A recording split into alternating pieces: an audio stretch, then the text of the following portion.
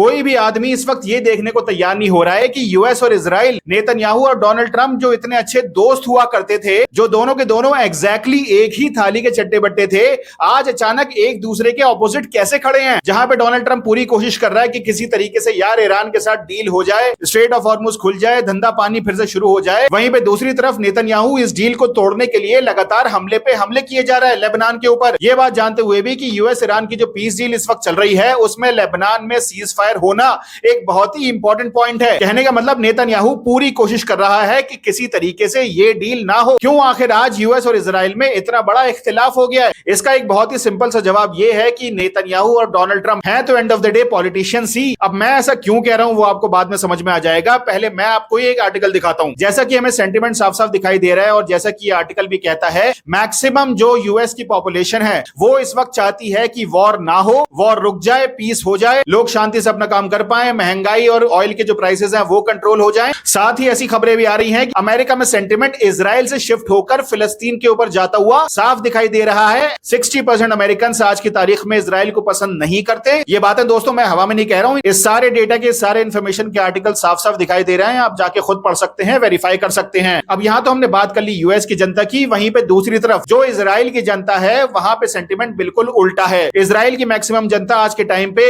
Iran और Lebanon के साथ किसी भी तरह की दोस्ती, किसी भी तरह का सीज फायर नहीं चाहती। इनफैक्ट आपको जान के हैरानी होगी कि इजराइल की जनता से लेकर इजराइल के पॉलिटिशियंस तक बहुत ज्यादा गुस्सा है नेतन्याहू से कि उसके होते हुए आखिर यूएस और ईरान की डील कैसे हो रही है। अब जरा याद करिए कि वीडियो के शुरू में मैंने आप लोगों को क्या बताया था। And of the day Trump और नेतन्याहू दोनों हैं तो पॉलिटिशियंस ही, और किसी भी पॉलिटिशियन के लिए सबसे ज्यादा इंपॉर्टेंट होता है अपनी पावर को बरकरार रखना, इलेक्शंस में जीतते रहना, अपने वोट बैंक को खुश रखना। नवंबर में यूएस में भी इंटरिम इलेक्शंस हैं और 3 महीने बाद यानी अक्टूबर में भी इजराइल के पार्लियामेंट में, जिसको नेसेट कहा जाता है, वहां पे भी इलेक्शंस हैं और यही इलेक्शन डिसाइड करेंगे कि बेंजामिन नेतन्याहू आगे भी इजराइल का प्राइम मिनिस्टर रहेगा या नहीं। एक तरफ देखा जाए तो ट्रंप को भी अपनी जनता को खुश रखना है, वहीं पे दूसरी तरफ नेतन्याहू को भी अपनी जनता को खुश रखते हुए ईरान और लेबनान के साथ जंग को कंटिन्यू रखना है, किसी भी तरह की दोस्ती नहीं होने देनी। और यही रीजन है कि इतिहास में शायद पहली बार इन दोनों के, यूएस और इजराइल के जो इंटरेस्ट है वो आपस में क्लैश हो गए हैं। ये मेरा अपना पर्सनल एनालिसिस है दोस्तों इस पूरी सिचुएशन को लेके। बाकी आपको इस बारे में क्या लगता है कमेंट करके जरूर बताएं। इसी तरह के जियोपॉलिटिकल और न्यूज अपडेट्स के लिए मेरे चैनल को सब्सक्राइब करें। मिलते हैं दोस्तों अगले वीडियो में, तब तक के लिए stay safe and keep learning.